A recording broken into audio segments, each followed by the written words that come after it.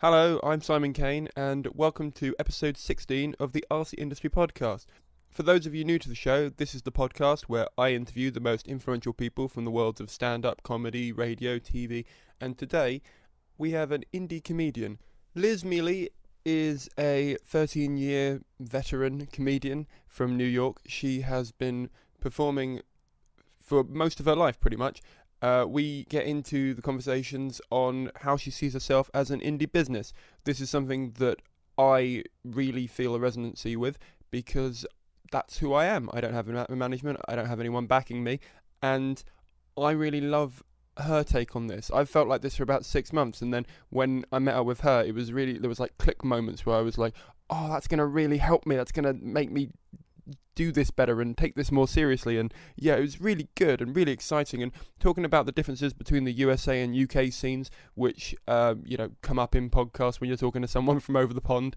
But she had some really great like business side information about how you can seek out good gigs both here if you aren't someone who is from the UK and you're listening, and in America if you're someone going over there, and also how to create a really good base of people around you who will support you and really just make your career easier and their career easier because you're working as a team rather than seeing yourself as just a sort of lone ranger who doesn't need anyone else, because we all need some help every now and then.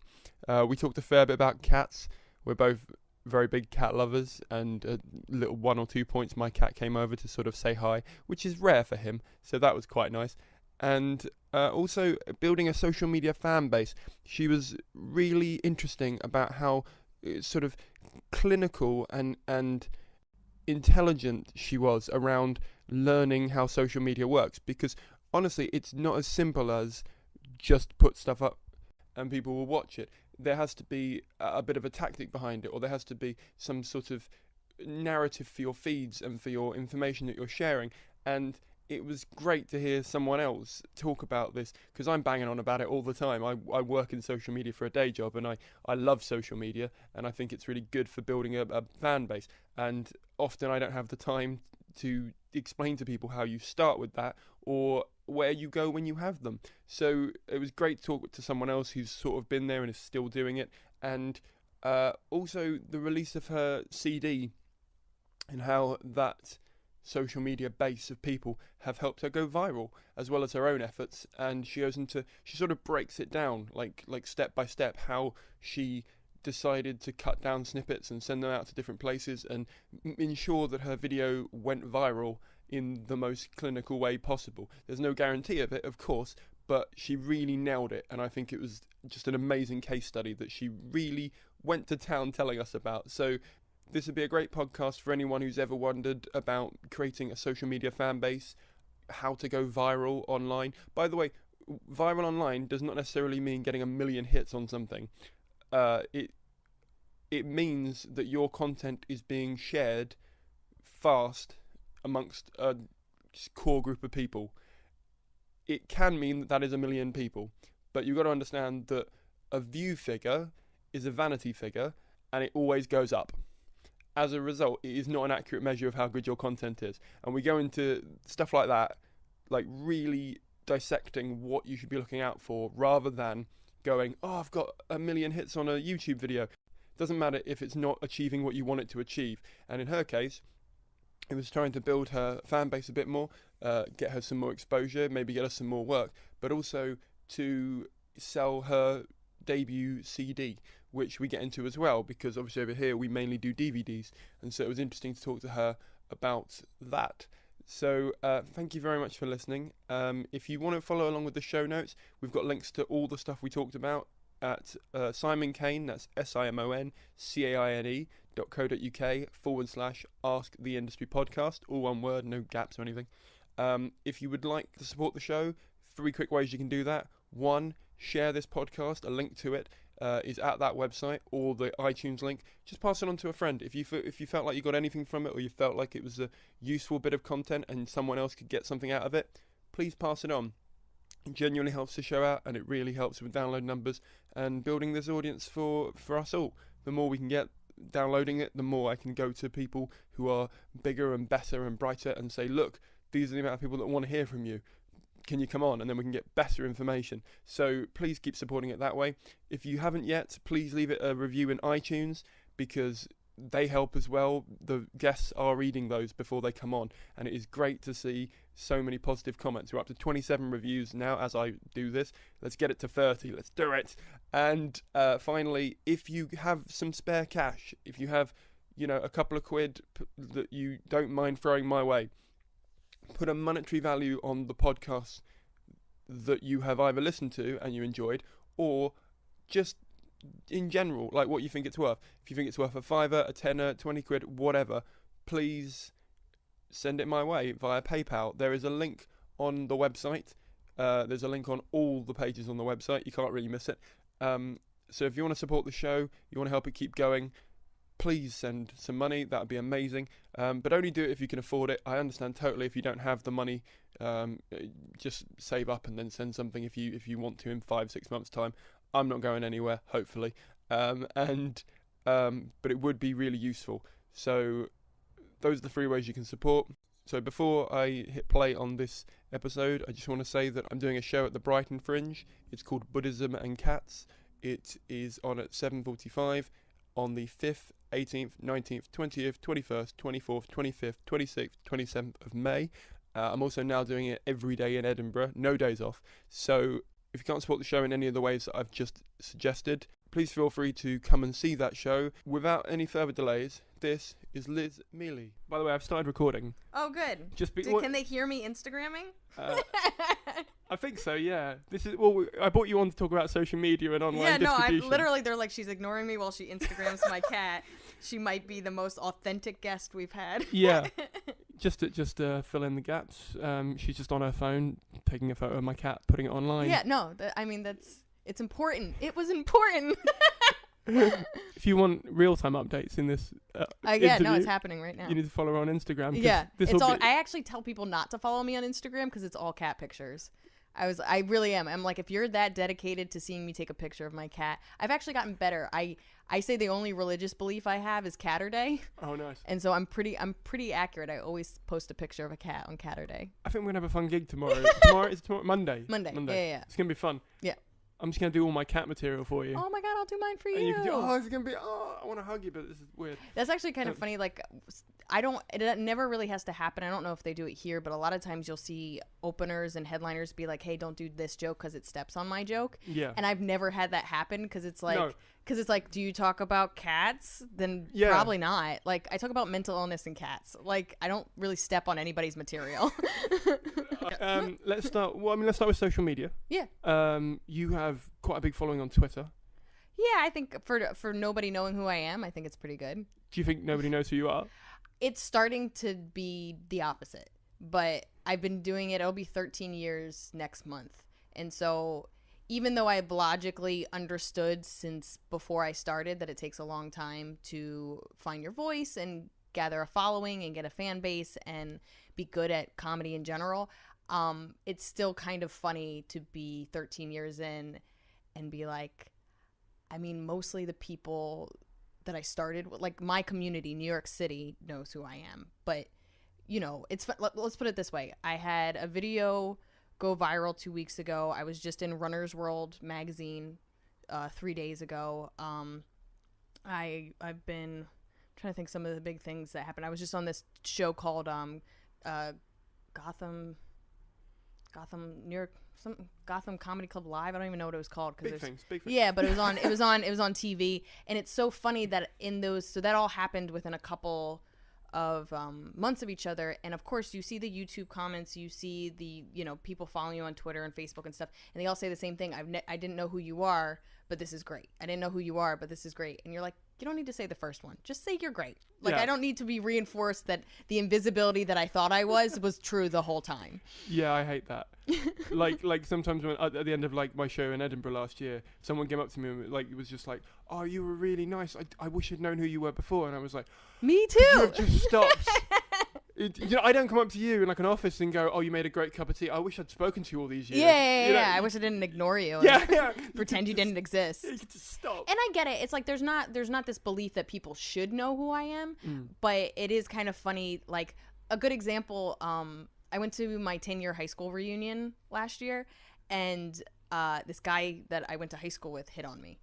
And when we were talking, I was just like, it's so, like, and I was not interested whatsoever. But when we were talking, I was like, I said, something, isn't it so funny we took the bus together? Because he lived in my neighborhood. And he goes, we took the bus together? We took the bus together every day for 7 years. And of course, in high school, I believed that I was invisible, only for it to be 10 years past high school and to know that I was right. He had no idea who I was, let alone, and it doesn't matter, but it was kind of like to have that reinforcement that, like, your biggest fear, you know, when you're a kid, being invisible and not being important. And now when I have a career where being visible is very important, these people are pretty much saying, I know you've been doing this for 13 years, had no idea. You're like, I just don't want to know that. Like, I don't want to know that I was right. Yeah. I'd rather have not come. Exactly. Yeah. How long have you been trying to build an audience for yourself then? So, I mean, I think you always are trying to build a fan base, but I don't think I started actively and understanding how it works until like 5 years ago. So 5 years ago was so I was on TV 5 years ago. It was my first Comedy Central. I don't know what it is here, but Comedy Central is kind of the building block of you going to the next level of comedy. It's usually your first TV credit, and it's the thing that starts getting you work. And that's exactly what happened. It's like a showcase thing, so it's like 5 comics doing 5 minutes or 7 minutes, whatever. And I did that. It went well, and I was very much under the understanding that this is the thing that's hopefully going to get me more work, and it's hopefully going to propel me into more TV stuff. It definitely got me more work, and that work is what made me a stronger comic. It didn't really propel me into more TV stuff. And when I realized what I do and who I am, and possibly not being ready a little bit for more TV stuff, when I realized it wasn't just going to snowball into more work, I started trying to figure out alternative ways of getting seen or being noticed or you know, building a fan base, because everybody wants the easy way of building a fan base, which is I tell jokes, you put me on TV, that's millions of people, and you're welcome. But the longer you do this, the more of an anomaly that is. And especially just if you only do stand-up, it's even more of an anomaly. But nobody likes to see that. People just like to see, well, Chris Rock did it, and Dave Chappelle did it, and Jim Gaffigan did it, and Carlin did it. So you just tell jokes and be funny, and then people are like, thank you for being funny. But what you don't see is that there's a couple of chosen people where it is that easy for them. And then there's literally hundreds to thousands of comedians that are just as funny that aren't chosen, and I think that's what kicks a lot of people out, especially in New York City, which is saturated with incredibly talented people. And so the whole comedy community has funny people, but New York City is where people go to be the best. And so you'll be on a lineup. Like, I tell people, when I leave New York, I'm amazing. When I'm in New York, all right. You know what I mean? Because that's really what it is. You're training with, was it Usain Bolt? You know what I mean? You're training with the best. You're training with Serena Williams. You're literally with the best of the best, and you're tagging behind, chasing behind them, and it's what makes you better. I mean, you don't realize you're getting better while you're watching somebody murder in front of you. All you can see is my laughs weren't as big as that guy's laughs, but because you see that that's the goal, you rise with the best. You know what I mean? Yeah. So for me, I knew that I just wanted to be a good comic, and I tried to spend, all the time, but especially the last like 5 or 6 years, being authentically myself, being a good comic, working on my hour. But then I also noticed that whatever it is that I do isn't going to be for everyone, so I better start finding the people that are for me. And I don't think I'm going to be this selling out arenas, kind of comedian, but I do think I could be a really successful punk band. And so if I'm going to be a successful punk band, I better go find the people that still like punk. You know what I mean? Yeah. Then that makes perfect sense. And that's like partly what this podcast's about, but also just in general, I think the ethos of a lot of very driven people in England, because we've all realized that, you could be someone who gets picked up by management and they just go, have that TV moment, and then loads of people come to your tour. Whereas, like, I don't think that's going to happen for me. Yeah. And I know, in a way, I kind of don't want that to happen to me. Yeah. Because if that happens to me, I'll go from like level 1 to level 6, and I won't have be at level 6. Absolutely. Do you know what I mean? Absolutely. And that's what happens is you see, think of it like reality TV stars. They have, reality TV stars, but they have no skills. They have no skills. If you had skills, you would be doing something, but they have no skills. They're just a person that eats and breathes, hopefully can walk. And then they get propelled into fame, and their next thing sometimes has to be a skill, being a host. You know what I mean? Being on panels, something that isn't this bullshit reality. Can I curse? I'm cursing. Yeah, you go for it. Reality thing. And some of them thrive because they've learned that they need to build up skills, and they make an effort to build up skills. But some of them, they've lost that's their 15 minutes of fame, and they go back out into obscurity because they don't have the skills to survive at the next tier. So what I've noticed is that I started really young. I got a little bit of success in, quotation marks, which is just I got passed at a lot of clubs, was making money kind of early, was working some of the bigger places in New York as early as 19. And then I got my TV spot at 22. So pretty quickly in the New York scene, I felt like I was getting my footing. But the truth of the matter was, both at my age, just my age maturity and then my comedic maturity just weren't ready for some of the opportunities, and not realizing that I wasn't ready. Like, having a good 20 minutes prepares you for almost nothing. You know what I mean? Yeah, and especially with the goal being I want to tour as a headliner. And I didn't think at that point that I could be a headliner, but I definitely thought I had some of the stuff that I was ready for. And the industry, in so many words, said, no, you're not. And so I feel blessed that I believed I knew enough to go, well, then let's get ready. And not just to get ready as a comedian, but to get ready for, and it took me a while, believe me, to get ready for the fact that I might not have the same opportunities again. And that's pretty much what happened. I had these golden opportunities. I wasn't comedically or mentally mature enough to handle them. And you kind of only get one shot of people being like, are you ready? And if not, you have to then go make the next shot. And it's going to be twice as hard. And that's pretty much what the last 5 or 6 years have been, which is, all right, I gotta go open some doors that don't want to be reopened. And I might have to go through some windows. And I really think social media has been some really exciting windows, but also there are windows that most people have to find themselves. No, there's no arrow pointing to them. You know what I mean? Yeah, I know what you mean. Where do you like to build an audience? Is it Twitter, Facebook? Like, do you have a mailing list? Is that? I do. I have it all. I mean, that's the other thing is that, like, if my way of communication is text. I love texting. And my way of doing business is email. I don't really like the phone. I will avoid the phone for weeks, to the point where I've had bills that I clearly need to call somebody about because there's some kind of issue and you can't do it online. And it'll just go on my to-do list every single day for months, because it'll take 3 minutes and I still won't do it. But just like people have modes of communication, I think fans have modes of following and being a fan of. And so and I like some better than others, but like, I am on Facebook. I have a Facebook fan page. I have a regular page. I'm on Twitter. I'm on Instagram. I'm on Tumblr. I'm on YouTube. I then have a web series. I have 2 web series, one that we don't do anymore and one that's animated that's kind of on hold. And those all have Twitters and Facebooks and blah, blah, blah, blah. And so some are better than, I think Facebook I had the most success with, and I just found out that it's for old people. I had no idea. Pretty much, yeah, and then I just found out that I'm getting older. I thought it just stopped because my face stopped getting older. No, you're very old. So Facebook. Awkward laughter. Yeah. And then I just look out the window and I get sad. Like you and Tea Leaf. Yeah, me and Tea Leaf are just looking at carpet being angry. I can see why everybody's grumpy in this place. Nobody likes Simon. Everybody's getting told they're old. But I feel like Facebook was, because I started that was the one I started the earliest. I started that probably when I was 19 or 20. So Facebook was kind of the first thing, and that seems to be the most traction. And then Twitter I've been on maybe 5 or 6 years, and I just spent the whole time not understanding Twitter until I started reading books on it. I was like, I don't get this. This is super annoying. It wasn't until I read books that showed me how to use Twitter, and I've only just started liking Twitter like 3 months ago. I've been doing it for years, and I've only been actively working on it for 2 years, and only in the last 2 months have I been like, I like this. I like what's happening. Like when I hit 2,000 Twitter followers, I had a tweet that said, I just reached 2,000 Twitter followers. I'm excited for nothing to happen.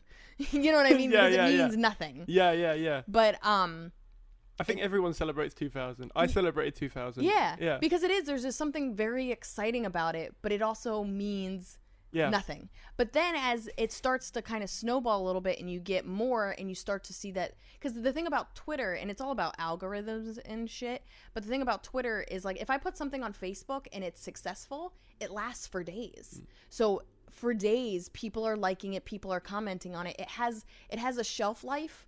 Sometimes the longest I've seen one of my posts has a shelf life of 4 days. 4 days people are seeing it and it's high up in the feed. Twitter, it's like maybe 30 seconds. It's up to 2 hours. I work in social media for my day job. Yeah. And I can tell you it's 2 hours is what they say if it doesn't get traction. Yeah. Yeah. Exactly. So it's funny how you post something on Twitter. I look literally 2 minutes later and I'm like, all right, that was a dud. And then at Facebook, I'll be like, if it was a dud, it still lasts for a couple of hours. But, you know, if something gets picked up, like one of my tweets literally from 4 months ago got picked up on one of those, like, I don't know, it's one of these side websites that I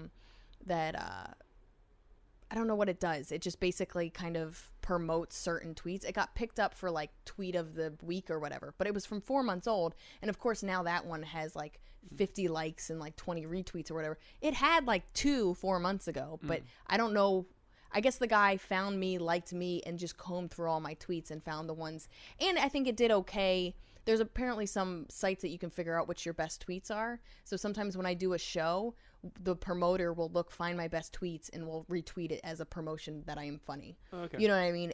But they look for the ones that were already successful. I presume that's in America because I don't see that very often over here. Oh yeah, it's happened. It's for the people that are tweet savvy that do it. And I also, it's also funny to know that there's people that have Twitter power. Like I have a girlfriend, she only has like 9,000 Twitter fans, but when she tweets, I mean, I'll know that she retweeted me because next thing I know, I get like 50 likes, and I was like, that wasn't me. That was not my power. Yeah, I know what you mean. I have a friend who has over 30,000 followers, and he retweeted me once a while ago. I remember it because it was like really exciting. Yeah. And I know where I had like 400 retweets. Yeah, on exactly. Like something really like I thought it. I remember when I had it in draft, like ready to send. I was like, is this actually worth hitting send on? Yeah. You're like, too late. Yeah. And then I thought, well, I've got to get this train.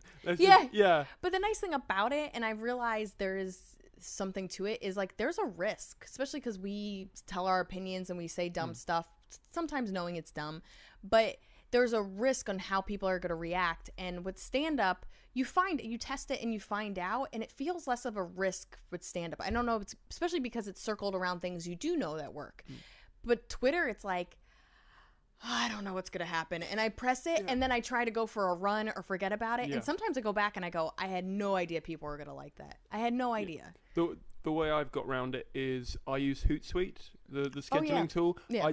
I write like 10 in an afternoon, schedule them out over the week, and then just leave it. Yeah, like once a day I'll check my replies because I want to reply to people. Yeah, of course. So I mean, like, how do you find like connecting with them, like with replies? Is that useful for you, or is that? I think it's so. I've read enough, and a lot of this is like, it feels like social media to me is like I have autism, and somebody has to tell me how I'm supposed to do it. Because when I first had it, I was like, I don't know what I'm supposed to do with this. Like, it really was like, it's got to be how your parents feel with like texting and emojis. Like, to me, texting and emojis and pictures, like, it just feels like a very like sixth sense. Like, I just know how to especially as a girl. It's just like, you send me a picture that's silly, I'll send you a picture that's silly back within 2 seconds because we love each other. But like, when it comes to like Twitter and Facebook, I really needed somebody to be like, and then you say thank you. You know what I mean? Like, I needed somebody to be like, make eye contact, say thank you. Yeah. You know, so I had to, a lot of what I do online, I had to read in books and then apply specifically to being a stand-up, because most of these social media books is like, if you are the CEO, or, you know, of the social media person for Colgate, and you're like, I'm not a big company that sells toothpaste. I'm just a comedian with jokes. How do I apply this to what is essentially a baby business? You know what I mean? And a very personal baby business that says dick jokes. You know what I mean?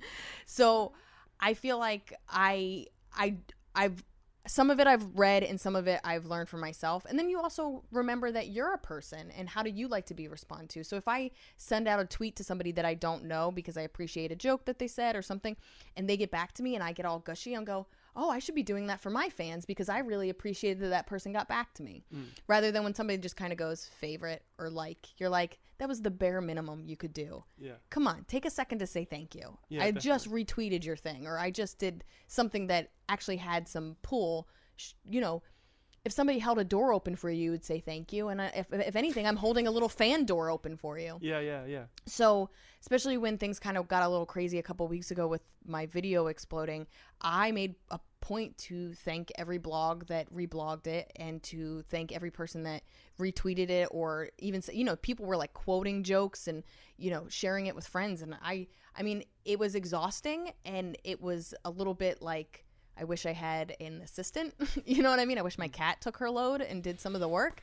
But I think it was important. And it's also, I am building a fan base, and these people need to know that right now they're one of few, and I'm really appreciative. And it's also, you learn from reading about fans that there's levels. There's the people that'll follow you on Twitter and retweet, and that's the most they'll do.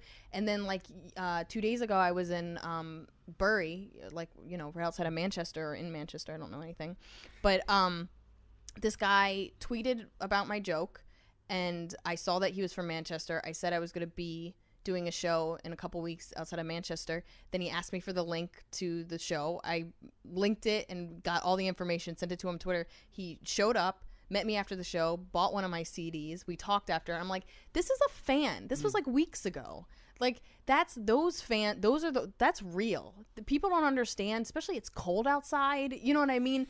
And there's so many other people you could be spending your money on. Like, you need to recognize when people are dedicated and appreciate that. Just like when a friend, you know, there's a friend that'll meet you for coffee and you're grateful and that's what they are. But when you are literally depressed and not a good person to be around, and that person sticks with you, you need to recognize that that's a good friend. So the same way you apply levels of friendship and appreciation to people in your life, it should be the same thing for fans. And I'm starting to do that and treat people the way I would want to be treated if I saw somebody that I thought was really funny or good music or what have you. Thing that stops me, because when I first started on Twitter, me and a lot of my friends, we were like, oh, I'm up to 300 followers, I'm up to whatever. And then like I did a lot of research myself into different books, and I realized it's not a number, that's 300 people. Yeah. Do you know what I mean? Like, Absolutely. you lose yourself, especially with like where it says view and follow and all that stuff. Yeah. You forget that it's not just a hit, it's a person who's taken time. Oh yeah. And it drives me mad now when someone goes, well, I've got 4,500 followers, because you're like, no, you've got 4,500 people Absolutely. who like what you do. Yeah, absolutely. And by calling them just followers, you're just grouping them Yeah. into one, and you're imagining they're all the same. Oh, absolutely. And you're like, no, they're not. Yeah. They're all individuals, and they all like what you do differently. Yeah. And people also use Twitter differently. Like, you can even see, like, some people are just having conversations. Like, I literally just had a conversation with a friend in Boston because she said something nice about me. I was like, oh my God, I haven't seen you forever. How are you doing? And we literally had a back and forth, a public back and forth on Twitter, which we could have easily done on text, but it just happened to happen on Twitter.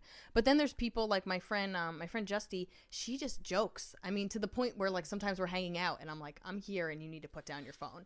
But she will do 15 to 40 jokes a day. And so you can look at her feed and stand in the bank line and be entertained. And those people have their own benefit, and that's why she has as many Twitter followers as she is, and she is somebody that is making that her medium. What's her Twitter follow? It's at Justy Dodge. Justy Dodge. Yeah, Okay. she's I'll super look her up. funny, very dark, one of my favorite people. Exactly what I like. Yeah, she's great. What books have you read that you'd recommend? Maybe someone who's never read a book on it before. It's funny. I'll say this about pretty much any book that I've read that's business wise, but definitely social media. You have to, it's not going to be like you read it and then you paste it to your life. And when I realized that, I started to feel better, because I read a lot about psychology and like self-help books and all this stuff. It's not going to be like, this is what you should do and you just paste it on, especially because something like this, which is very personal and you're pretty much hawking yourself, it's very different. So I feel like every book I get 3 ideas and I try to apply them, and maybe only 1 or 2 of them stick. But like I like Gary Vaynerchuk. I mean, both his like kind of his blog and his books, but Jab, Jab, Jab, Right Hook, which just came out like a year or two ago. He even Crush It was good, but Crush It's like a great beginner. Like it's if you know what you're doing, then it doesn't matter. But I didn't know what I was doing. I read it a couple years ago, and it was a great intro to social media. This book called Grouped, which is really small and actually talks about how being social, whether with the media or not, it talks about friendships, how friendships work, and then how to apply it. And that one had a profound effect on who I am as a friend. It actually was really helpful on a personal level and on a social media level. Do you read anything by Seth Godin? Do you know him? Yes, I read a couple. Amazing. I like him a lot, and my roommate is really into this stuff, and he'll send me some of his blogs. I have a hard time being dedicated to blogs, so when he sends me pieces of it, it's a lot. And he's a very dense writer. He'll have a paragraph that like blows your mind. Oh yeah. But I've read a couple Seth Godin books. I've read so many, and they kind of all bleed into each other. And then I'll even say I've read a lot about psychology, and you start to see how this applies to both being a good comedian and a good writer, but how it applies to how you're reacting to people. You know what I mean? And I've like some of the, I don't even know if I read this in a book. I think I read it. I think I saw it in a kind of video or whatever, like probably like a TED Talk or something. But like how to respond to people on YouTube, and to realize that YouTube is social. You know what I mean? And so for me as a female comic, I get told a lot of things I don't want to be told, and I'm told to go to a lot of places I don't want to go. And so I try to respond both to how I've been taught, but also how I feel, which is if you don't attack anybody else and you don't say the most horrible things to me, I leave it up. People have said horrible things to me, and I leave it up because I think people need to know that that's part of my job. People say shitty things to me all the time. And so like, do you have like Yelp review here? Yeah. So Yelp review, if you go to see a restaurant and you go, is this Indian restaurant any good? And you look at it and all the reviews are like, they're amazing, this is the best place I've ever been to. I'd never go. Exactly. Yeah. It's skeptical. But if it says, hey, the service is shitty, but the food is amazing. Or, it's not the best service, but I really enjoy their food. Or their food is okay, but there's this one guy and he's really nice and that's why we keep going. That's a place I'm going to try. Yeah. Even if it fails, at least there's some honesty. And I do the same thing with my YouTube. So I'll have 100 comments on YouTube and I respond to most of them unless, like they said, they're saying go eat a dick or whatever it is they're saying. Eat but a dick. Yeah, that's as a female comic, that's what I get. You should tell her to shut up and put a dick in her mouth. Oh, like, I was like, because when you said eat a dick, I had that Louis C.K. bit where it's like, yeah. Eating a dick. Oh, I've been told to eat a dick so many times, and I'd be like, is that a thing? Is that in America? Yeah, it's just shitty, creative shittiness. They'd be like, she was petting, she was petting a cat during this. She got distracted by Tea Leaf. Yeah. By the way, I should say Tea Leaf is my cat. Oh yeah, that would make sense. It just sounds like I'm playing with like leaves, like just like tea leaves. They're like, she's really into tea. Yeah. I guess England is the place to tour. It's really creepy. My cat's name is Pasta. So. Oh, it's all right. Did you just say my cat's name is all right? We're leaving. Comparison to Tea Leaf. I'm glad you didn't open that. Yeah. Shut up. That's my response. I couldn't even think of anything creative. I was like, you watch your mouth. I'm a guest.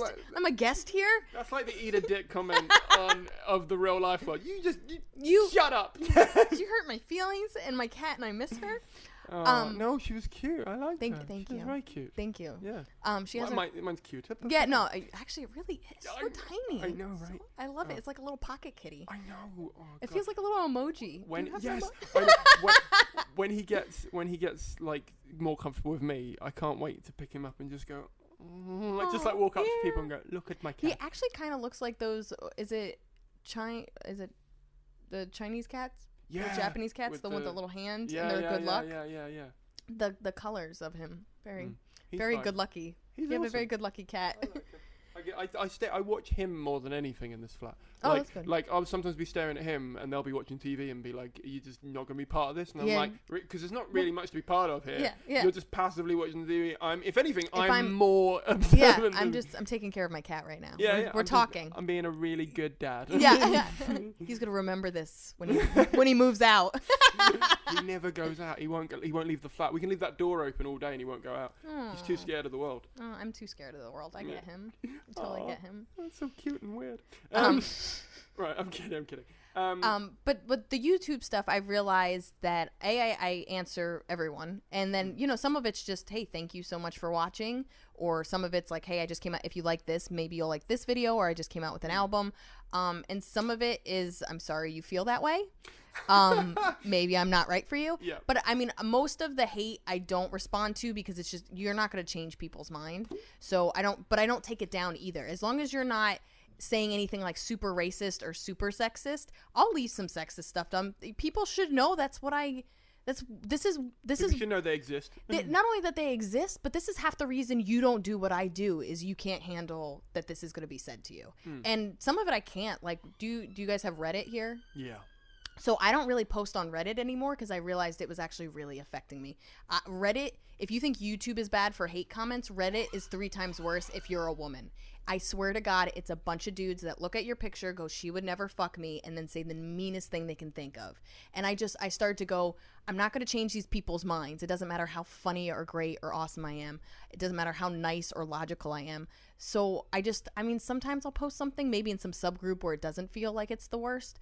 But to me, it wasn't worth how it made me feel. And that's something that you should keep in exchange as well. Like, don't sell your soul for social media if it's making you feel like shit. I found the ones where Facebook is really supportive, Twitter for the most part is super supportive, YouTube is like a little supportive, a little not, but there's the benefits outweigh the cons. I found very few benefits to Reddit. It just, a couple good things happened from it, but not enough for me to feel like it was something I was going to do every week. So I tried it for like 6 months, and then I stopped. And people were like, you should put this on Reddit. I was like, You can put it on Reddit. Yeah, exactly. Yeah. I was like, I can't afford more therapy. Like, I can't. I didn't have the. It's not free over there, is it? Yeah, no, it is not. There's nothing free. Get your ass over Yeah, there. yeah. It's really good. You went viral, which is something a lot of people over here would love to happen at some point. Yeah, I mean, I'll say this. Not to think that like I did something magical and I know what I'm talking about, but there is a lot of stuff that I did do that I know was my doing, and that's what made me kind of proud that my video went viral, but when it went viral, and then also how it went viral, and then the steps I took. So there's a lot of people that go around thinking that things just kind of magically happen, but I wrote to a bunch of blogs. So basically how it worked is I came out with an album in December, and I knew I was going to do my own PR, but I was actually looking just to hire a PR person for 1 or 2 months. And I had a couple of leads on some cheap but really efficient PR people. And I thought, for this thing, this, big career thing for me, like having an album out, my first album out was something I've been dreaming of since I was a kid. I'm going to put some money into it. I invested in having good audio and all this other stuff. I'm going to invest in a little PR. But the few leads I had, they either were all booked up or they ended up being way more expensive, and I just didn't have the money. So I ended up emailing a friend that used to do PR. She actually had a $15 class on PR. I showed up late and I left early. The trains were really messed up. I ended up getting there like 15 minutes late, and then I had a show, so I had to leave like 45 minutes early. But she had a bunch of worksheets. I listened to everything she said. I took a bunch of notes. I asked if I could meet up with her later just to go over some stuff that I missed. And some of the stuff I knew because I've been reading all this social media and PR stuff for years. And some of it I was like, oh, I could see how that didn't work and I wasn't applying this right. And I applied what I knew I was already going to do to some of the stuff she said. And one of them was I video recorded my album on top of audio recording, and I was going to cut up certain jokes and post them online as a promotion, like little promos. So I'm really into running and fitness and stuff. So one of them is a marathon, and I was in Runner's World. I knew I was going to be in Runner's World in March, and I had done a corporate gig for Runner's World, and I had lunch with they love me. I love them back. They're so funny and they're so kind. So I knew that was coming out, and I knew that they would support me. So the first video I decided was my marathon joke. So it was my marathon joke. Then it was like 4 seconds of a still of my album where you can click on it and buy it if you wanted to. And then another 4 seconds of a little subscribe button. So it's a little button. You click it. You can subscribe to my YouTube. It also says my Facebook, my Twitter, and my website. And I've been doing the subscribe button now for a year. And I realized from all my reading, if you don't ask people to do stuff, they're not going to do it. Even if they love you. Like, I realized my brother-in-law was showing me all these videos, and I go, do you ever like these videos? Just asking him. He's like, oh, no. I go, it's actually really helpful to them. And so every time he showed me a video, I was like, we're going to like it, Rob. Let's like it. So it's little stuff. If you don't ask people to like, subscribe, comment, a lot of them don't. Even though they like what you're doing and they're sharing it to friends, this extra mile, they just don't think it's important. Or they don't realize it's something that can continue to have you in their lives. So the subscribe button I added like a year ago, and I slowly saw it helping. But the album thing was the first time. I've never had anything to sell before. So I put the marathon thing up. Runner's World did some retweeting of it. I don't know how big you are into fitness or running, but there's a book that came out called Born to Run. Okay. No, I've not read that. I joined a gym. Nice. And I've started running as of like December last year. Oh, nice. Because I want to improve all the time anyway. Yeah. But I was doing like jogging, which is basically lazy running, but I don't know, I just thought, let's take this more seriously this year. Yeah. And so I've been swimming and running pretty much once every 3 days all year. Yeah, so that's awesome. Yeah. To me, it's like the best thing to do anywhere. You know what I mean? Like, yeah. I'm in a country for a month where I'm not going to join a gym. You know what I mean? So I've been able to run along the river every day. And cool. What, down in Hammersmith or? I'm in East London, so is it the Thames River? Yeah, it's not. It's the Thames. Thames. Yeah. I'm never going to pronounce anything No, right. it's fine. I'll edit it so you Yeah, so I said the Thames River. They're now going to wonder Got why you're it right listening. the first time. Winning. It's winning. Yeah. So that was the first video I kind of put out and I promoted, and the author of Born to Run saw that video and retweeted it. And then I saw that he retweeted it, and I was like, that book is, if you're a running person, you know what that book is. It was on the bestsellers list, and it's been 5 years, and it's still on the bestsellers list. And it's just, even if you don't like running, it's just a really cool book. It's about how he followed this tribe in Mexico where every man, child, old, young, they all run, and they run hundreds of miles a week. It's like crazy, and it's just about how our bodies are made to run. Really good book. And I loved it. I must have recommended it to so many people when it came out. It also started a huge movement in the running world where it started a barefoot movement, which I did not gravitate to at all. I was like, that's weird how that's their problem. I'm not doing that. But anyway, I saw that he retweeted me. I was like, oh my God, I'm so honored. If you like this, maybe you'll like my dieting joke. So I sent him my dieting joke. He retweeted that, and he said, keep it coming. It's cold, and I don't want to go running today. And so I was like, well, I don't have any more stuff on YouTube. Let me send you my album. So I sent him my album. He listened to my album, ended up loving my cat jokes because he has 4 cats. And I'm now going to be touring with him in April. Wow. Yeah. So he has a new book coming out in April. He's sending me a copy, and he wants me to do 10 minutes like in 25 cities. Like super random. Started to be why I like Twitter, because I was like, oh shit. And he's just been awesome. And he's actually been hooking me up with people. Every time I go to a different place, he's like Liz Miele's coming, you should hang out with her, you should have, you know what I mean? So like there's a parkour girl in London that I'm supposed to get coffee with and take her class, and he's just been really amazing.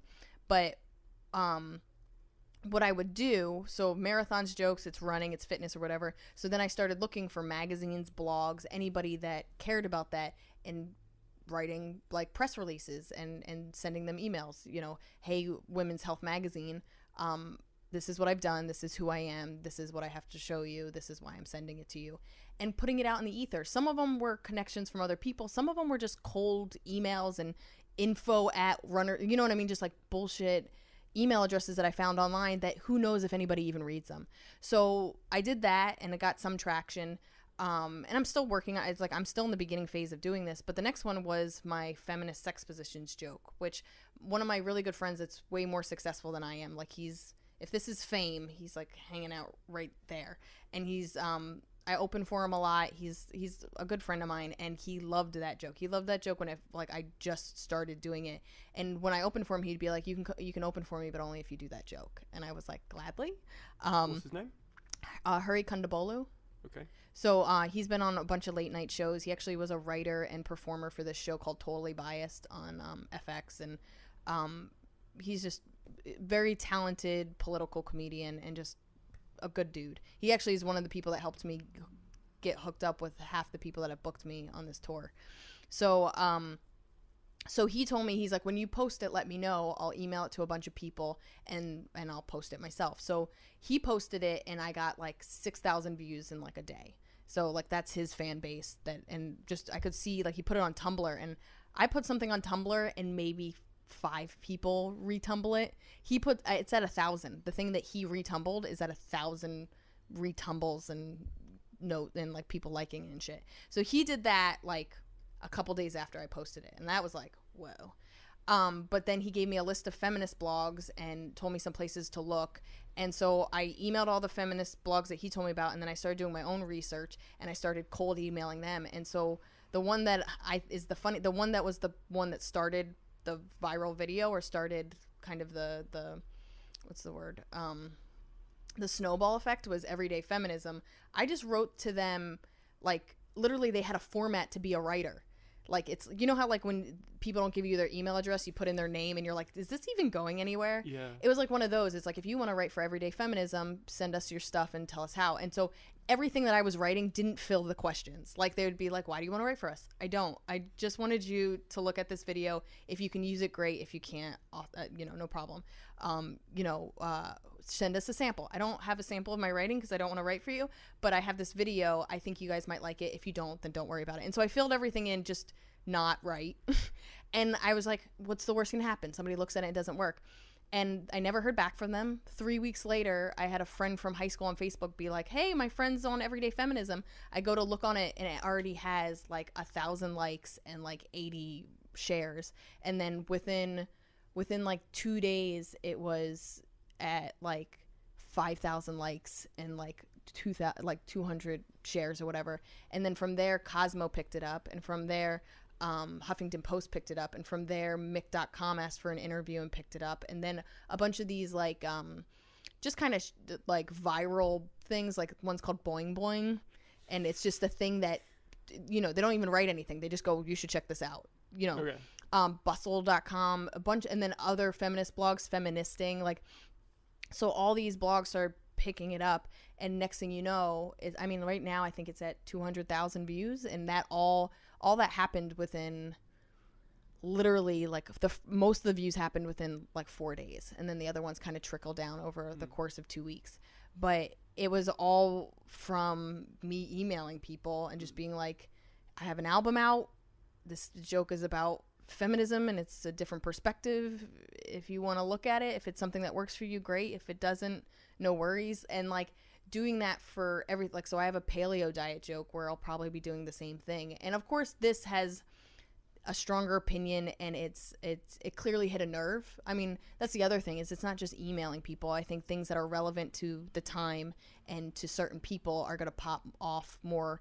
I mean, you can have a great joke about dating, but if it doesn't stand out and it has no relevance to what's going on right now or to the people you're trying to get their attention to, then it's just a funny joke that maybe. But like when something matters to people, I mean, and they've never seen it before, I mean, I don't, it sounds weirdly like I'm tooting my own horn, but it's a perspective that people didn't have before. And so I think it kind of hit a nerve, and it hit a nerve with the right people. Of course, I've gotten so many hate tweets and hate comments about being a feminist and women and whatever.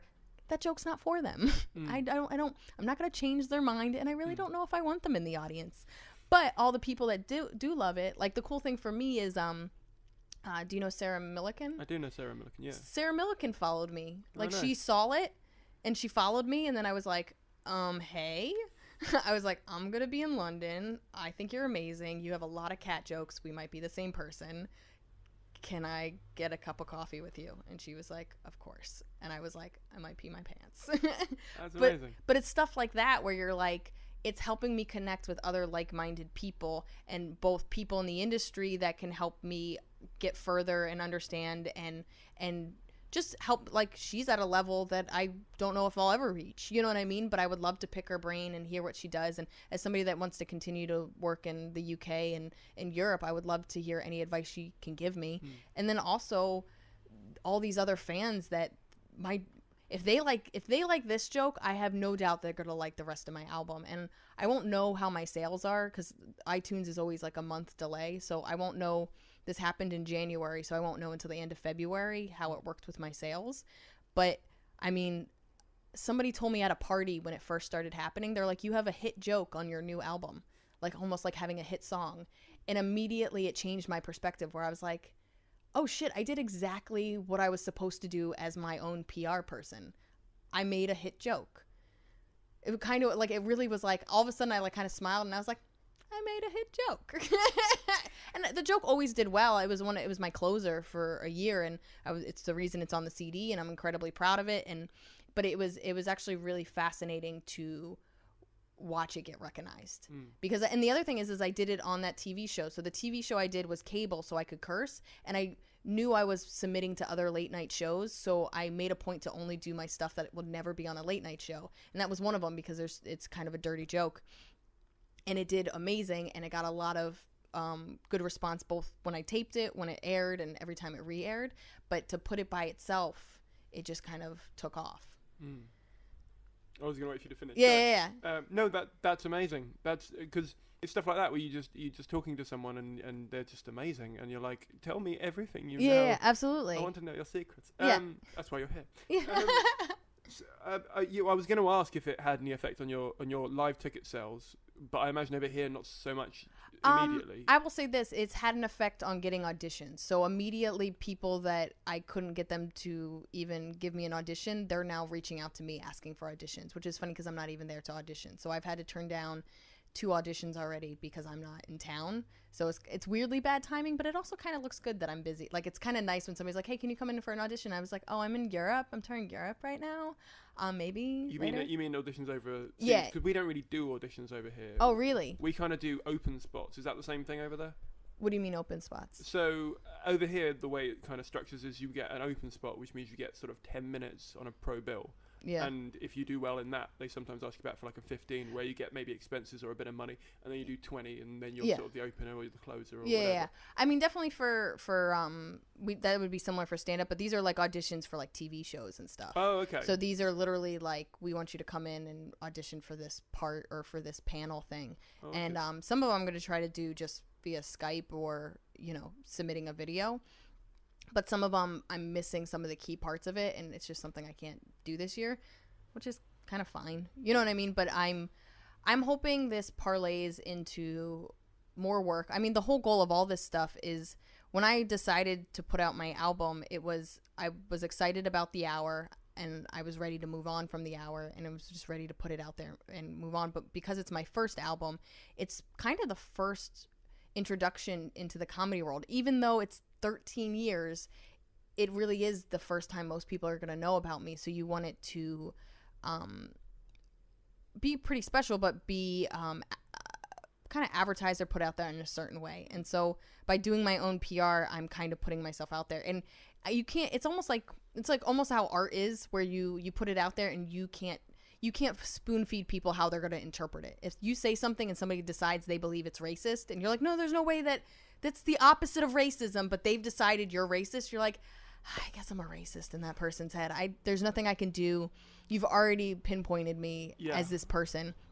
So that's something that you have to kind of learn in time to get over. So it's the same thing with kind of social media, where you're like, I'm going to put this out there, and this is how I want it to be interpreted. But if it isn't, I can only do so much. So for me, I did the best I could, both with my material and how I wanted people to see the CD.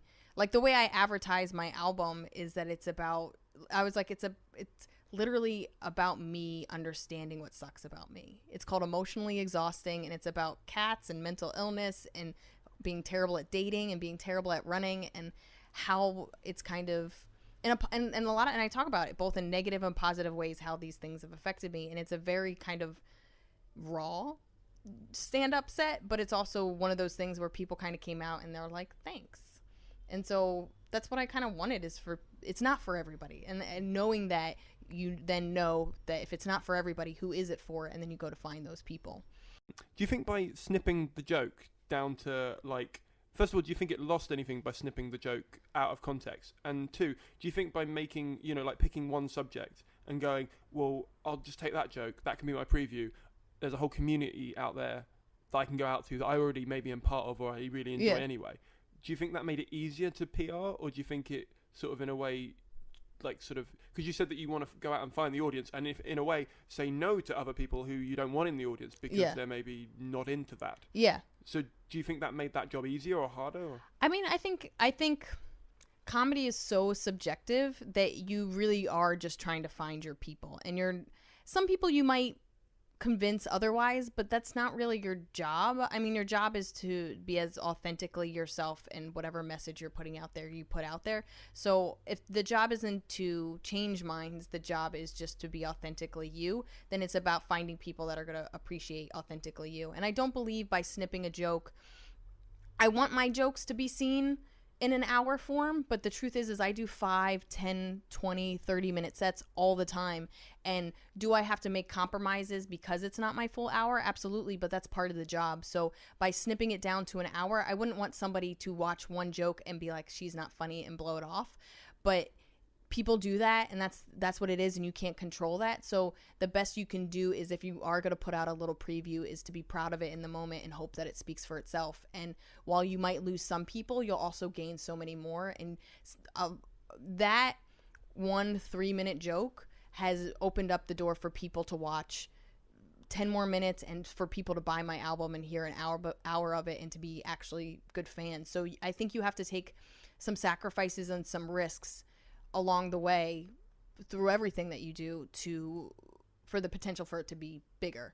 So while feminism is seen as like a dirty word and something a lot of people actually shy away from because it's seen that way, I kind of went, well, there's a bunch of people that are proud, and I'm going to go find those proud people.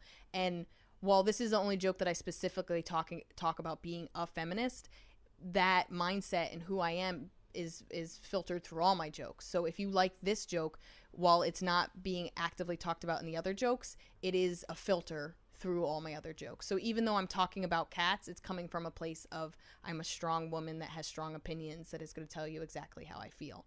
So I think those and that's what I did. I mean, I released a feminist joke, I released a running joke, I released a cat joke. That's you. Yeah, and that is my album. That's everything. Well, that's the thing I was going to ask about too of your album, though, because you released it as an audio thing, not a video thing, as I understand it. Yeah, I mean that's more common in the U.S. It's actually what I mean. DVD. When you get bigger, people do both, and I know people that do both. For me, I recorded it in a small club in New York. Packed is 100 people. And I did the video recording of it, but that was secondary to me. That was just literally to do promo. The audio is what I cared about. And the audio, at least in America, is that album, that listenable album, is really big and a breaking point and a career goal. And so I think it's a little different here, but yeah, that was always the goal. So you didn't even consider doing the video, you just thought? No, and I'm not even that visual. I just talk. I make some facial expressions that might help, but you really don't lose much not seeing me. Okay. Which, is what Obviously, I've said. I've said that in relationships. We're about 40 minutes in. Everyone knows that they don't need to see you right now. Exactly. Exactly. And if you're enjoying her voice, buy her album. Yeah, thank you. Weird plug. Time. Well, you said that, so you're done with that material. You've done it for 13 years. You're sort of. Well, I haven't done it for 13. I did it for 2. You know what I mean? You've been working on this voice for 13 years, and for this material for 2 years. Does that mean you've you've burned it and now you're gonna write a new one? Or? I haven't burned it in the sense that I'm still I have to do an hour next week, and I haven't rewritten a new hour since I released it. But I have 15 minutes that are new, and you place that in there, you do the other stuff. The way I kind of work, and I don't know how everybody works, is I work about 3 jokes at a time. I get overwhelmed if I work on more. I work on 3 jokes, and as they get polished, unless they move into another joke, I put them on the shelf. So it's 3 jokes, they get polished, I put them on the shelf. I work on 3 more jokes, they get polished, I put them on the shelf. 3 jokes, they get polished, I put them on the shelf. And then somebody go, hey, can you do 15 minutes or whatever? And then I bring them back and we go do 15 minutes. But for the most part, if I'm just doing 10-minute spots in the city or 20-minute spots in the city, it's about polishing off those new jokes so that at the end of the year, somebody goes, or end of 2 years, it's about the rate I work. They go, can I see your hour? And it's different from 2 years before. But if you're seeing me 6 months in, it's half and half. You know what I mean? And it's still in the baby stages. But the goal would be if you see me in 2 years, I'm not doing anything that you saw before, and that I can continue to grow my fan base as somebody that continues to push new ideas. My question was going to be, do you think, because a lot of comedians go 1 year, 1 hour, done, 1 year, 1 hour, done, and they just throw it away, or they put it up on like a sell site like you've done, and then move on and write the next hour. Do you think 2 years, that cycle can work for an audience, or do you think the 1 year, 1 hour kind of mindset works better? I'll say this. I think everybody has different paces, and I think when you try to work at somebody else's pace, you lose stuff. So maybe someday I might get to an hour a year, but right now with everything that I'm working on, both in stand-up and outside of stand-up, it's too fast of a pace, and I'm not going to be the best version of myself. And maybe if I'm Louis C.K. and I can do theater shows every weekend and I can get up at a club just by showing up, maybe I could work faster, but I don't have that leverage. So I have to work with the leverage I do have and the amount of stage time that I have. And hopefully with more success that it increases. But right now my pace is 2 years, and the world/country is big enough for me to not see everybody every 2 years. So does that mean you don't get, in the nice way possible, as much stage time as you maybe want in New York? Absolutely. I mean, I go through phases of getting up every day, and then I go through phases of only getting up a couple times a week. I mean, some of it is out of sight, out of mind. As I'm touring more on the road, I don't have as much face time in the city. Some of it is because I'm touring on the road, I'm exhausted and I don't push as hard. You know what I mean? Because I want to go home and just be a person. But I wasn't getting the quality of stage time that I wanted as of a couple of years ago. Thinking, it sounds pompous, but I thought I deserved higher quality stage time and I wasn't getting it. And 5-6 years ago, I was bitter about it, and I probably wasn't a pleasure to be a friend with. And as I kind of got my shit together, started seeing a therapist, had a couple people yell at me that had every right to yell at me, and they were close enough to me that I was open to it.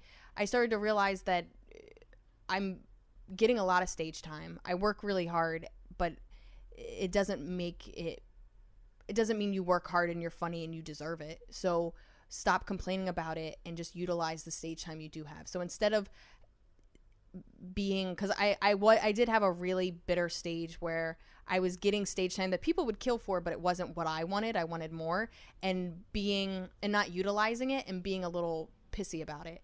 And now in the last couple of years, I started to go, okay, if I'm doing this shitty show, then I'm going to do whatever the fuck I want, and I'm going to get really good. And so I started using these shows that are literally like a step above an open mic, and going that every time I do a show like that, I'm going to have 10 minutes of new material, and I'm going to just keep pushing myself. And so then I started to actually like doing these crappy shows because it pushed me to create a way that I never created before. Because the way I used to work, because I'm very written, is I wouldn't try a new joke unless it was 70% done. So I would write most of it beforehand and then write the other 30%, doing it on stage and editing it as I worked on it. Now I'll go on stage with a joke that's like 20% of an idea and just dick around. And some of that's confidence, and some of that's just knowing my voice and where I want to go with it, and just believing that I can get there because I have. And some of it is, you don't want to try that at a room where people paid $25 and have high expectations. You want to do that in a back room where people don't even know you're a person. And so I started actually enjoying these shitty shows and actually wanting to do more of them because it made me a better comic and made my writing process better. And it also, I realized I worked harder when I was going to do crappier shows than when I had shows people paid for, because that's like do the stuff that works, and this is go be better. And I like the challenge of go be better. I was going to ask you, do you think it would have or do you think it has or will have a negative impact on people remembering what you look like by doing an audio album rather than a visual? I don't think it matters. I mean, to me, let's put it this way. I don't know what my favorite band looks like. There's people that are diehard music people that want to know what they look like, and they have posters. It's usually teenagers. They have posters on their wall and whatever. I mean, that's one way that people enjoy it. They want the full thing. But, I mean, to me, it doesn't... it was always about the jokes. Like, let's put it this way. As a female comic, I've only started dressing a little bit more like a female in the last couple of years, as it became frustrating that I was doing so many shows, but then I also had dates and I wanted to hang out with my friends and I didn't want to look shitty, but I always kind of dressed, not shitty, but literally I always dressed like someone that just ran away from home. It was like ripped jeans and a shitty t-shirt, and that's what I was comfortable in, but it also, it pushed down my visual appeal so that you can pay attention to my voice appeal or what I'm saying, rather than like I work out.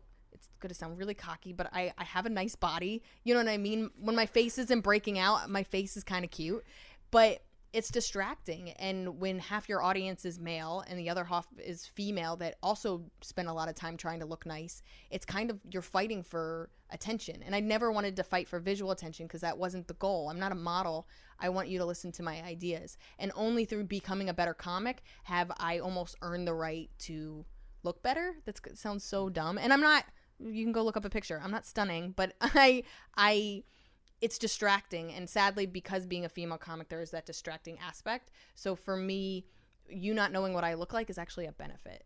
We just finished a design series on marketing materials for like Edinburgh and Fringe festivals and things. Do you know Edinburgh's? Yeah. Okay. And essentially, a lot of the poster designers and flyers creators and all that stuff have said, put yourself on it. You need your audience to know who you are, or at least connect with you on some level. Yeah. Because otherwise, they might come and they might get a different vision in their head of who you are from your name or from your show title. Yeah. And they might just immediately be turned off. Yeah. For whatever reason, because they're that fickle as an audience member, for whatever reason. But what's interesting about that is, as a female comic, they're already turned off. Like a booker was telling me that the first thing I should say on stage is like, just put down America. Just say something about being American and just throw America under the bus because they're not going to like you because you're American. And a part of me was like, I have been a female my whole life, and I've been a female comic for 13 years.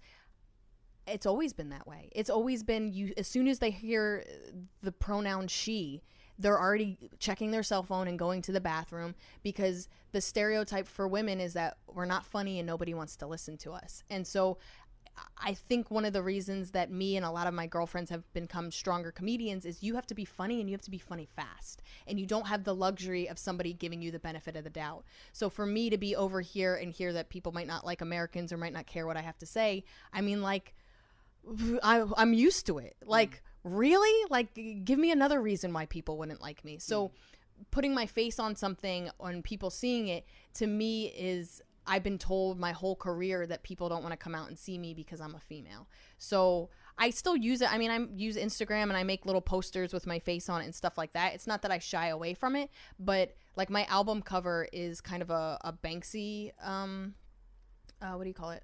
Not a spoof, or like an ode. I even say, like, taken from Love Sync Banksy, and I kind of mirrored it. But I wanted to do something that wasn't just my face. Most comedians, their album covers, their face, and then like some title. And mine was like, I mean, one of the biggest compliments I got from my peers was it's one of the coolest album covers they've seen. It's really cool. I like it. Thank you. And it makes me proud, because I mean, I've spent Who made it? His name is Josh Merman. He actually is this cool artist that I have a cat t-shirt I sell on the road. And so he designed I'll give you the sticker. I have a sticker for you. I'll put it on his cat tent when I finish it. Yeah. But does Pastor have a cat tent? A cat tent? I mean, I'm clearly not a good cat mom. She's not here with me. Yeah. Why are you here without your child? I know. We have a green room to put him in. Yeah. A green carpet. Oh my God, they could have talked. But he would have been so pissed. Yeah, my cat doesn't like other cats. She would have been like, oh yeah, like he likes everyone. Yeah. Hissing at everyone. Yeah. But for me, it was about seeing all these album covers and wanting to do something unique and do something that stood up for the material and not stood up for my face. You know what I mean? Like, yeah. No, that's interesting. It's just a different perspective on what for people who've listened to all the episodes up till now. Yeah, will have been told from designers for. Yeah. But then I imagine a release of an album would be different to a poster for a live show. Absolutely. Yeah. I mean, you're selling something different. Like, to me, looking at an album cover, whether it's comedy or music or whatever, you look at it and it's supposed to give you a feeling. Or kind of give you a little bit of a view into what you're about to experience. So for me, it's visually appealing, and I'm one of those people that I never did I always think of like Mad Men. Do you guys have Mad Men? Like, Mad Men, I never did that kind of stuff. I'm pretty sure if I didn't become a comic, I would, because I really do like it. But I'll see a poster like in the subway or waiting for the tube, like that's for a show, and it's so boring. It's just a face and a name and a tagline. Where it's like a really good poster for a show makes me want to go home and Google the trailer or Google what it's about or find out who that actor is. But when it's just like a face, like I forget, there was like some poster where it was like about a doctor show and it was just his face and he looked tired. Who gives a shit? Why? There's the whole point of a poster is to get me interested, and nothing about it made me interested. Rather than there was this poster in the subway that was of a guy with a gun to his head, and all these ideas were coming out the other end. Oh, nice. And I was like, what the fuck is this about? It should create a question. And then now with social media and YouTube and all this stuff, you want people to be excited to go do the work for you. So a lot of times I'll see an advertisement for a show. I might recognize an actor, or I might see something interesting about the poster, and I go home and I Google it and I go, when is this show coming out? But if I look at a poster and I go, so it's another doctor that has sex in a surgery room? I don't care. It's stupid to me. I think that's the same kind of thing. Is you look at my poster, and if you don't know who I am, you go, what the fuck is this about? It should ask a question that my CD should answer. If you've got one bit of advice for any comedian who maybe is looking at investing in creating an online audience or releasing some of their work, because I have this argument all the time. I work in social media, and I'm a firm believer in it. And in terms of it being a good thing in the long term, and you should invest into it, and the more you get in, the more you put in, the more you get out, that kind of stuff. Yeah. But a lot of my peers say things like, oh, I don't want to put a video online because then I can't do that joke on stage, or I don't want to put it online because they're never going to buy my album if they can get the joke for free, and then I look at wrong. I know, I look at like Louis, if we go with Louis, yeah, every one of his shows is on YouTube, yeah, but I've bought every show. Absolutely. Do you know what I mean? Like same with Stuart Lee. Yeah, every one of his shows I can watch online. Yeah. Every one of them I've got from Go Faster. You know what I mean? Like, because I support good content.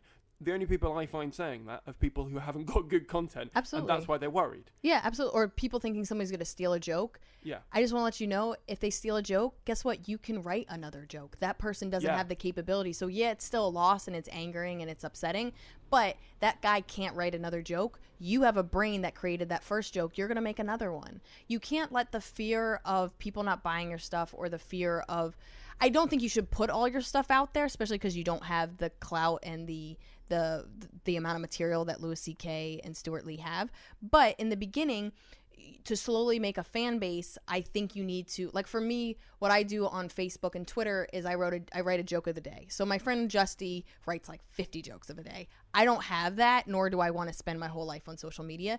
But I pretty much what I do, and I just do it 5 days a week. I like to think like the weekends are my break, is I put kind of a joke or a silly idea of the day. Some of it might be in my act. A lot of the times it's just something funny that happened or something dumb I thought of. And I put that out there. I do 1 or 2 of those a day. Silly picture with like a silly, upload or whatever. Just something that lets people know I'm a human and I'm funny. And then I post where I'm going to be. And then anything big that happens, I also post about that. And I keep it active, like daily, and pretty much daily active. Daily? Whatever. That's a word that We'll edit. Yeah. But I put something up daily and I keep it active. I also interact with other people because it shouldn't be selfish. You can't expect people to like your stuff when you're not liking other people's stuff. So you should support people both online and in real life. You want people to come see your theater show? Well, then go fucking see some theater shows. So both being active on your end and giving something people can be excited about, and then showing support for what other people do is huge. That's like 90% of it. And the other is having good content. So I actually am of the advice, and I learned it the hard way, that it's okay to be invisible. Be invisible until when people do see you, that they can't ignore you. So, if you're 5 years in and you're not sure, you're not doing that well, and people aren't paying attention to you, and you're not getting the reaction you want to on stage, then yeah, don't put your shit up online. But if every show you do, you're crushing and people aren't paying attention to you outside of it, that's when you start to be like, all right, well, if the industry's not paying attention to me, let's see if I can make fans. Because the industry will follow the fans if the industry isn't picking up on you on its own. That was Liz. I had so much fun talking to her. I can't even express how it was so good. We recorded this a couple of months ago, and just listening to it back, I really loved talking social media in like a geeky terms with someone. It was a lot of fun and really exciting to have such a really great case study, just that you could talk to and dissect, and she was so fun and interesting. I hope you enjoyed it, and I hope you got as much out of it as I did. Interesting points for me around going viral and building social media fan bases. It's just great. I'm actually going to go and reread some of Seth's books.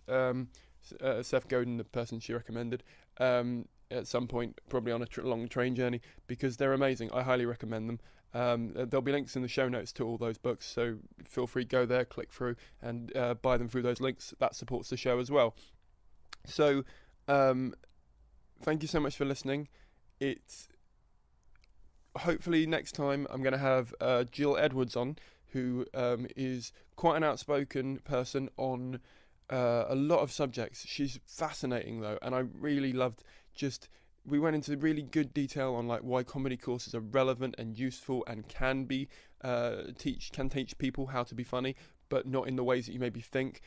Females in comedy, as well as just show structure, like really, really detailed on how to put together a show rather than just an hour of jokes. Loved it. I could just wanted to talk to her for hours. Well, we talked for about 4 hours, but I'm editing it down. I'm hoping to get it to 2 hours. So thank you so much for listening to this. That one should be out in a couple of weeks' time. Again, if you want to support the show, please share the link to this to a friend if they're interested in going viral or looking into trying to get some more online coverage. Just pass it on to them. They'll probably get something out of it. If you have a minute, please leave it a review in iTunes. Genuinely really helps out the show. It's phenomenally useful, and also gives me a bit of an ego boost. So if you want to do those things and be nice, that would be amazing. 3, if you have some money and you don't mind sending it in to support the show, all the money goes back into the show. So do support the show if you have some. Just put if you've listened to 5 podcasts and you think, whoa, those were really good, or I really want to support him making more of those, put a monetary value on what you think each podcast is worth, say 2, 3, 4, 5 pounds, and then send that. So like if it was 5, it'd be 5 times 5, that's 25 quid. If it was £1, it'd be 5 times 1, a fiver, whatever. There is a PayPal button on the website, which is simoncaine.co.uk. You can find that in the notes to the show, and you can find that just by googling. It's not hard to find. And yeah, just keep supporting the show. It really helps, and it really is appreciated. I send everyone a personal email who sends money in as well. So one other way you can support this podcast is I'm doing a show at the Brighton Fringe.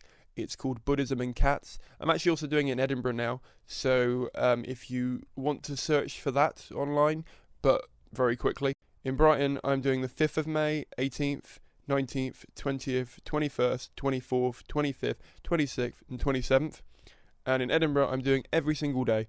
So please look that up. They're in all the programs and stuff. So if you can't afford to help me just through PayPal or through sharing stuff, or you're fed up of doing that, maybe you've done it a lot, and thank you for doing it if you have done it a lot, come and see the show. It will really help me out, because like I've said before, I could be spending my time trying to market the show more, but I'm actually sat around editing this podcast.